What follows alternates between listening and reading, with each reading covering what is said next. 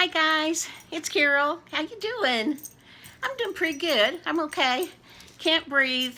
I'm recovering from an asthma attack. I don't know why, but every day for the last 2 weeks or so, I've had at least one asthma attack a day. And I'm getting kind of tired of it. It always makes me think about my mom. My asthma attacks are nothing compared to her. She had really bad ones. Hi, Timmy. So I was thinking about her, so I thought I would do a video about some of her asthma attacks. She had to be revived several times. She wore this thing called Lifeline around her neck, and it had a button you pushed, and in this little bitty town where she lived, when you pushed the button, it alerted the police department, and they sent the EMTs out. Well, she had to do that several times. This one time, if I remember the story correctly, when the EMTs got there, her heart had stopped, and so they rushed her to the hospital and had to cut her pajama top off so they could do the paddles.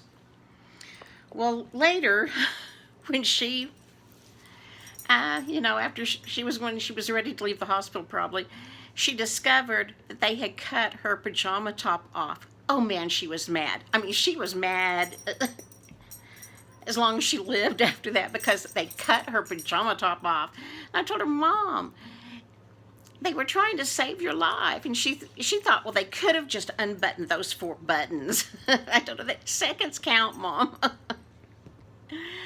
Oh, I know that time they had to give her mouth-to-mouth before they got her in the ambulance.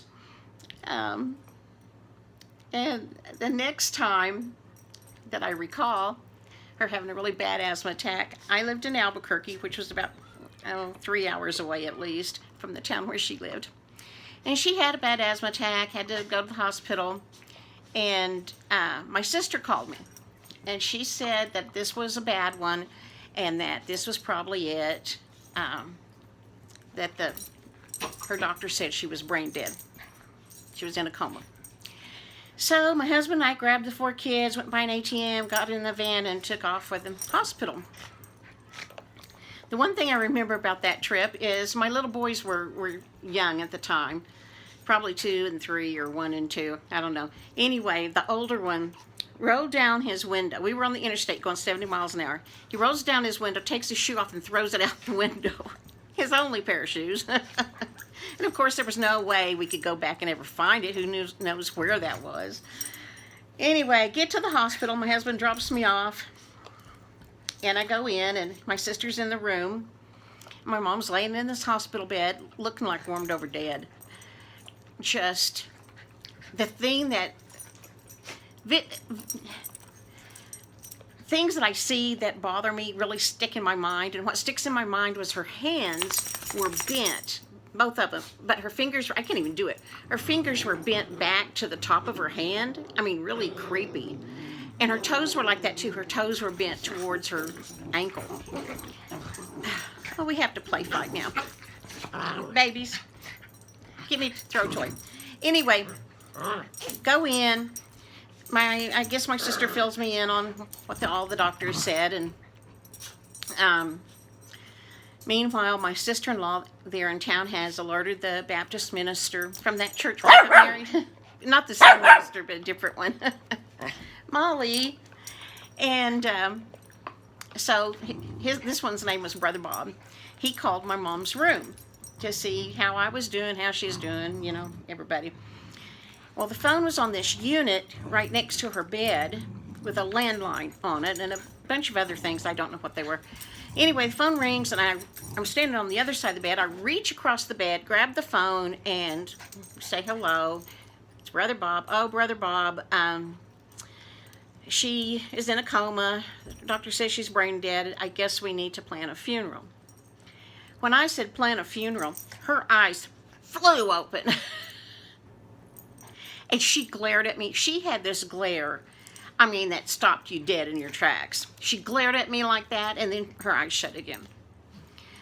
Well, I've got Brother Bob on the phone, and I said, oh, Brother Bob, she's not dying, she's awake, bye. I hung the phone up, and I ran out to get the nurse.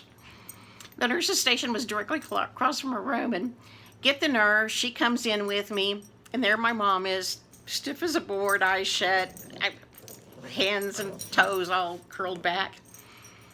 And the nurse pats me on the back, and she said, there, honey. You know, she's 3/4 gone. We don't expect her to wake up. That was just a muscle reflex. This happens sometimes.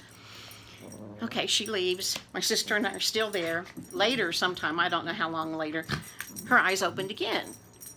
But just a little bit, and then they shut back again. I go get that nurse. She comes in, and honey, it's okay. It's okay. She's brain dead. Then the doctor comes in.